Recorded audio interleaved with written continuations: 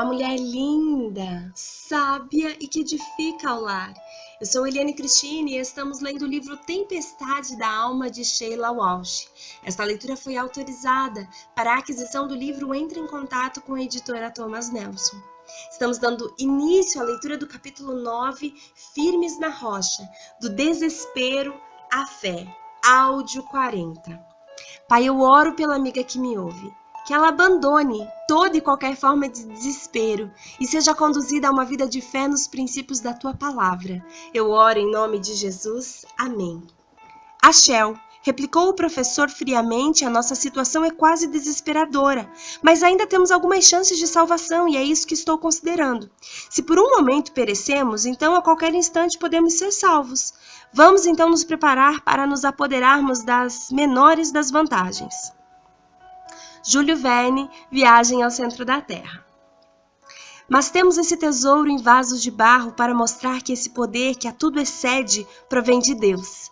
E não de nós. De todos os lados somos pressionados, mas não desanimados. Ficamos perplexos, mas não desesperados. Somos perseguidos, mas não abandonados. Abatidos, mas não destruídos. Trazemos sempre em nosso corpo o morrer de Jesus, para que a vida de Jesus também seja revelada em nosso corpo. 2 Coríntios capítulo 4, do versos 7 ao 10. No ano de 2007, o desenho de Garfield bateu o recorde de história em quadrinhos mais vendido em todo o mundo. John Arbuckle, o dono fictício do Garfield, é um homem jovem que leva uma vida cheia de desafios. Ele tem um modo de se vestir espalhafatoso e tenta aliviar o tédio dedicando-se a hobbies como cortar as unhas do pé ou comprar meias novas. Ele é o alvo da maioria das brincadeiras do Garfield, bem como o receptor da perspicácia aguçada do gato. Enquanto se preparava para um encontro em uma noite qualquer, John perguntou a Garfield se ele achava que sua gravata era grande demais, ao que o gato respondeu: nem tanto, afinal seus amigos do circo não farão nenhuma objeção. Ai! Há alguns anos, Dan Walsh, ele não é meu primo, lançou uma nova história em quadrinhos, Garfield menos Garfield. Para revelar a angústia existencial interna de John, pensa que o desenho pareceria menos cruel sem aquelas farpadas lançadas pelo grande gato alaranjado. Você está errada. De algum modo, com Garfield no cenário, o desespero de John pelo menos foi ouvido. Nessa nova história, porém, você percebe a solidão vivenciada por aquele homem jovem que fala para o vento. Na minha opinião, os dias de histórias divertidas acabaram. Até o adorável Peanuts de Charlie Schulz passou por mudanças estranhas. Atualmente temos uma história em quadrinhos nova chamada 3 Peanuts, que elimina o quarto painel do tradicional desenho animado de 4 painéis. Seu criador explicou: a história em quadrinhos de Charlie Schulz, o desespero existencial que há no mundo deles, frequentemente é dissimulado com uma piada de encerramento sobre o personagem. Com a retirada do último painel, o desespero permeia tudo. Em uma tirinha, por exemplo, Charlie Brown se aproxima da banca de ajuda psiquiátrica de Lucy e pergunta se ela pode curar a solidão. No segundo painel, Lucy declara que pode curar qualquer coisa em troca de uma moeda. O painel 3 encerra com Charles Brown perguntando se ela pode curar depressão profunda, estar no fundo do poço, falta de esperança, fim do mundo e qualquer coisa relacionada à solidão. E com isso a história termina, sem nenhuma ajuda oferecida por Lucy e sem nenhum alívio. O desespero parece atrair aqueles cujo prazer da comédia está na acidez. Recentemente descobri um site destinado a dar suporte ao desespero e a todas as suas deformações. Seu criador escreveu: nenhuma indústria infligiu tanto sofrimento nas pessoas quanto a de livros motivacionais. Livros, palestrantes e mensagens de motivação rendem bilhões de dólares ao venderem formas rápidas de alcançar sucesso e ferramentas para liberar o novo potencial ilimitado. Em Desespero, sabemos que esse tipo de produto apenas elevam a esperança e depois a projetam. É por isso que esses produtos tocam direto os mais espiritualizados. Aproveite!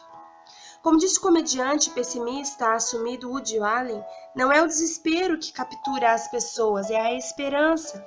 Uma frase estranha, talvez, mas que para muitos passa longe da verdade. O desespero é que de fato captura as pessoas. Na verdade, o desespero é tudo que resta quando a esperança abandona um edifício em chamas. Sério, nós precisamos de esperança para viver. Viktor Frankl, ao descrever suas observações enquanto estava preso em um campo de concentração nazista, escreveu: "O prisioneiro que perdeu sua fé no futuro, em seu futuro, foi condenado. Os nazistas achavam mais fácil destruir a vontade de viver de alguém que já não via nenhuma razão ou propósito para permanecer nesta terra." Tenho ouvido histórias similares de uma amiga que trabalha com pacientes de câncer. Ela contou que já viu pacientes com diagnósticos semelhantes apresentarem respostas totalmente diferentes ao tratamento, dependendo do quanto acreditavam que tinham boas possibilidades de recuperação. Com a esperança, alguma força para lutar permanece dentro de nós. Sem ela, a toalha é jogada. Eu vejo o desespero em escalada na época atual em que vivemos. Tempos de desespero. Recentemente, em uma manhã de primavera em Londres, parei numa travessia de pedestres e fiquei esperando o sinal verde do semáforo. Amo ver os enormes ônibus vermelhos londrinos transitando. Quando morei em Londres como estudante, a parte lateral externa do ônibus geralmente trazia anúncios do último filme ou show em cartaz. Entretanto, até então, eu nunca vira nada como aquilo naquela manhã. A lateral inteira do ônibus estava tomada por um enorme pôster em preto e branco onde se lia: "Deus está morto." Isso me assustou tanto que perdi os sentidos por um instante. Mais tarde, naquele mesmo dia, perguntei a alguns amigos se eles tinham visto aquele anúncio. Eles disseram que anúncios como aqueles brotaram por toda a cidade e eram parte de uma campanha publicitária patrocinada por um ateu. Que manifestação triste! É claro que os ateístas ingleses não inventaram aquele slogan. Friedrich Nietzsche, filósofo alemão, poeta e pastor luterano, cunhou a frase no século XIX.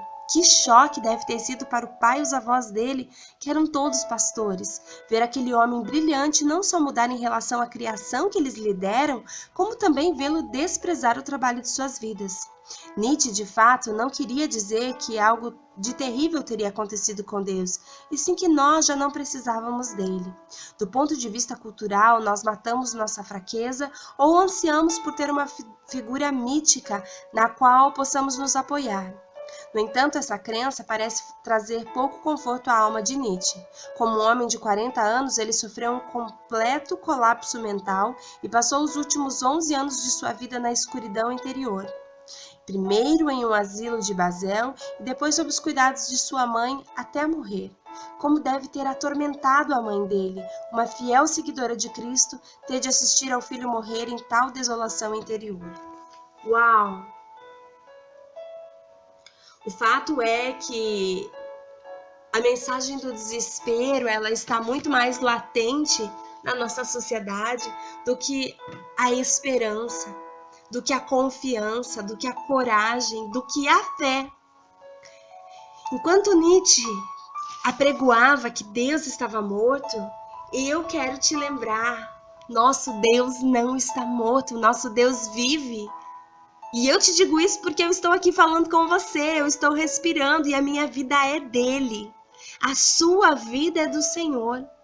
Deus não está morto, Ele está vivo. Ele age na minha e na sua vida.